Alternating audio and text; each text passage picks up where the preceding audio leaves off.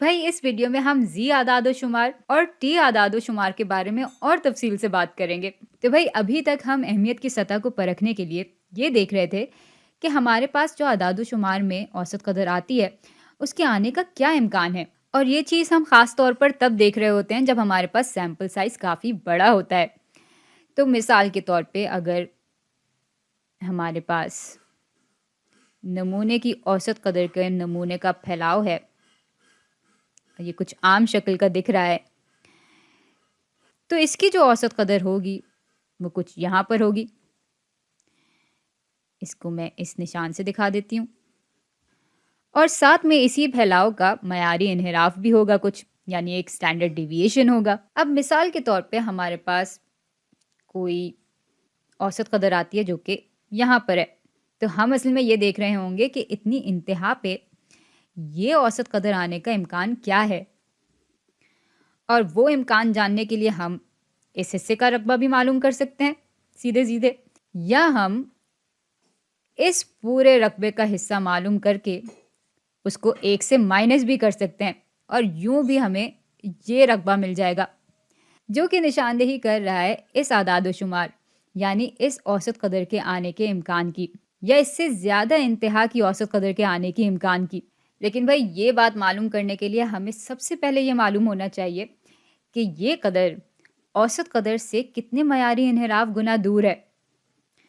और ये बात मालूम करने के लिए हम अपने नमूने की औसत कदर से माइनस कर देते हैं हमारी असली औसत कदर यानी आबादी की औसत कदर या नल मफरूज़े की औसत कदर को, जिसको हम यूं भी दिखा सकते हैं, यूं भी दिखा सकते हैं, या हम इसको इस तरह से भी दिखा सकते हैं। और इसके बाद फिर हम इस चीज़ को तकसीम कर रहे होते हैं इस नमूने की औसत कदर के नमूने के फैलाव के मयारी इन्हिराफ से, जिसका निशान ये होता है।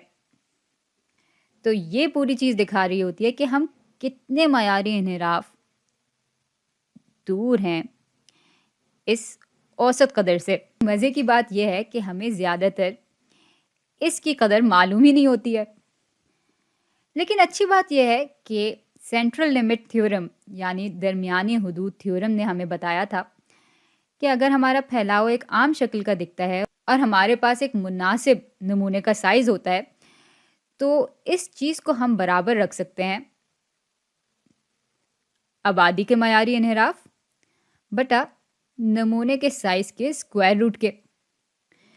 और यूं फिर इस पूरी चीज़ को हम इस तरह भी बयान कर सकते हैं। ये दोनों बातें बिल्कुल एक बराबर हैं।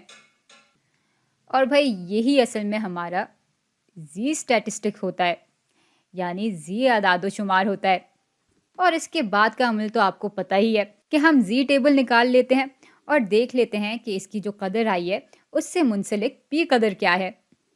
तो यहाँ तक तो बात समझ में आती है, लेकिन सवाल ये पैदा होता है कि जब हमारे पास जी स्टैटिस्टिक मौजूद है तो हमें टी स्टैटिस्टिक मालूम करने की ज़रूरत कब पेश आती है। भाई मज़े की बात यह है कि बहुत दफ़ा हमारे पास आबादी का मयारी इन्हिराफ भी मौजूद नहीं होता, लेकिन भाई हम उस सूरत में भी हिम्मत नहीं हारते।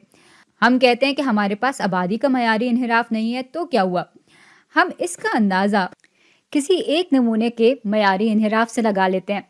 तो ये आ गया नमूने का मयारी इन्हिराफ, और इसको हम तकसीम कर देते हैं नमूने के साइज़ के स्क्वायर रूट से। तो अब यही चीज़ या ये चीज़ कुछ इस तरह की दिखने लगेगी कि हम नमूने की औसत कदर से माइनस कर रहे हैं। तो अब ये चीज़ कुछ इस तरह की दिखने लगेगी कि हम अपने नमूने की औसत कदर से माइनस कर रहे होंगे आबादी की औसत कदर को, और इसको फिर तकसीम कर रहे होंगे इस नमूने के मयारी इन्हिराफ बटा सैम्पल साइज़ नमूने के साइज़ के स्क्वायर रूट से। अब ये पूरी चीज़ भी जी स्टैटिस्टिक मालूम करने के लिए एक बहुत अच्छा अंदाज़ा साबित हो सकती है, लेकिन ऐसा सिर्फ तभी मुमकिन है, चले मैं इसको ज़रा इधर ले आती हूँ, ऐसा सिर्फ उसी सूरत में मुमकिन है जब यहाँ पर जो हमारा सैंपल साइज़ है, नमूने का जो साइज़ है वो 30 से ज़्यादा हो, तब ये पूरी चीज़ एक अच्छा अंदाज़ा साबित हो सकती है ज़ी अदाद-ओ-शुमार के लिए। और ऐसा इसलिए है क्योंकि जब हमारे नमूने का साइज़ 30 से ज़्यादा होता है, तो हम ये आराम से फ़र्ज़ कर सकते हैं कि हमारा जो फैलाव है, वो आम तरह से फैला हुआ होगा। यानी हमारा जो फैलाव है, वो नॉर्मली डिस्ट्रीब्यूट हुआ होगा। तो इस सूरत हाल में तो हम इस अंदाज़े को भी ज़ी अदाद-ओ-शुमार के लिए इस्तेमाल कर सकते हैं। लेकिन भाई जब हमारे नमूने का साइज़ 30 से बहुत कम होता है, तो फिर यहाँ पर एक गड़बड़ हो जाती है। और वो गड़बड़ ये है कि उस सूरत में हम आँखें बंद करके ये नहीं मान सकते कि हमारी जो डिस्ट्रीब्यूशन है, वो आम तरह से फैली हुई है। और बस इसीलिए जब हमारा सैंपल साइज़, नमूने का साइज़ 30 से कम होता है, तो हम ज़ी फैलाव के बजाय टी फैलाव को देख रहे होते हैं। और यूँ फिर ये फ़ॉर्मूला ज़ी के बजाय टी अदाद-ओ-शुमार को दिखाने लगता है। तो भाई इस सूरत हाल में हम टी स्टैटिस्टिक्स को इस्तेमाल करते हैं और इस सूरत हाल में हम ज़ी स्टैटिस्टिक्स को इस्तेमाल करते हैं। चलें, यहाँ पे हमने ज़ी फैलाव बनाया था, तो इधर हम एक टी फैलाव भी बना लेते हैं। और चूँकि ये आम तरह से नहीं फैला हुआ होगा, तो इसकी जो औसत कदर होगी, वो 0 के बराबर होगी। और फिर हम देख लेंगे कि कितने मयारी इन्हिराफ दूर ये टी कदर हमारे पास होगी, और फिर हम उससे मुंसलिक अपना इम्कान मालूम कर लेंगे।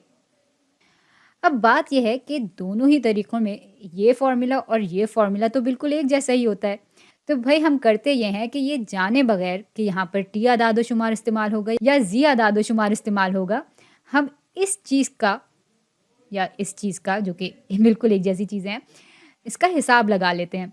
और उसके बाद हम देखते हैं कि n 30 से ज़्यादा है या 30 से कम है, और उसके मुताबिक फिर हम अपना टी फैलाव निकाल लेते हैं या तो फिर ज़ी फैलाव निकाल लेते हैं। और उसके बाद उस फैलाव की मदद से हम अपना इम्कान मालूम कर लेते हैं।